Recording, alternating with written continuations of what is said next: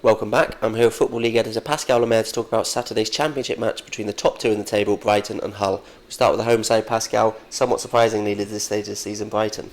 Yeah, they have really impressed me though. And it's funny how the sort of schedule works out. Last time out, they were second in the table and went to Ipswich, top of the table. Now they've got another first versus second game here. But that Ipswich game before the international break, I thought that would be their first real test of the season. Their first 4 games, they got 3 wins and a draw, but the opposition in those 4 games they weren't the toughest opposition, and they'd only just squeezed past those teams. So I thought going to Ipswich, one of the toughest places to go in the league, I thought they might have struggled there. But to be honest, they outplayed Ipswich at Portman Road, who I think Ipswich were unbeaten in 10 at Portman Road in the league before that. So it just shows how well they are doing at the start of the season. Tomer Hemed with 2 more goals. He's been a really good signing from them.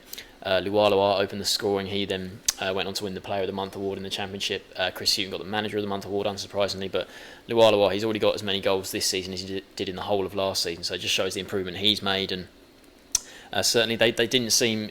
I think Hughton seems pretty happy with his squad. They signed Elvis Manu from Feyenoord, I think it was. He's a Dutch under-21 international, so he could maybe certainly add something, but I don't think he'll be an impact quite yet. But the big thing for Brighton in that game, as well as obviously a huge 3 points against your promotion rivals, was the introduction of Bobby Zamora off the bench. He came in, it was the sort of the big thing about him coming back to the club, but he came back sort of out of match fitness, but then he came off the bench and he just shows they've got another good option, because Zamora, even though he's getting quite old now, he should still be able to offer a decent option off the bench when you've got Baldock and Hemed looking good. And certainly, I wouldn't have picked Brighton to be first tier after 5 games of the season. I think I had them finishing 19th in my pre-season predictions. So they're proving me wrong at the moment, but can they keep it up? Because this is another tough game. Yeah, whole second place, they'd also be pretty happy with their start to the season. Yeah, they certainly will be. They've had some disappointing results. The penultimate, sort of their second to last result at Charlton, where they conceded that 98th minute, to lose the game. That was disappointing, but they bounced back from that with a 2-0 win over Preston. That was a decent result. They have been pretty good at home. It's away from home where they've got to improve if they really want to sort of sustain this top 2 charge. I think if you look back to the Premier League last season, their last 11 league games, they've only won 1 of those. So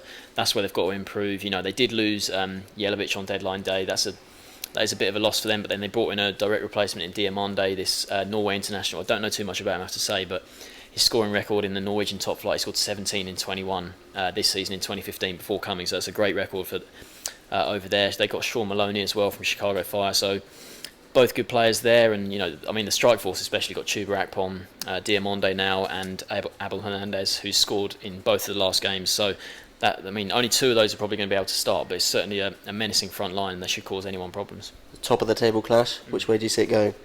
Really tough to call. It's harsh on Brighton.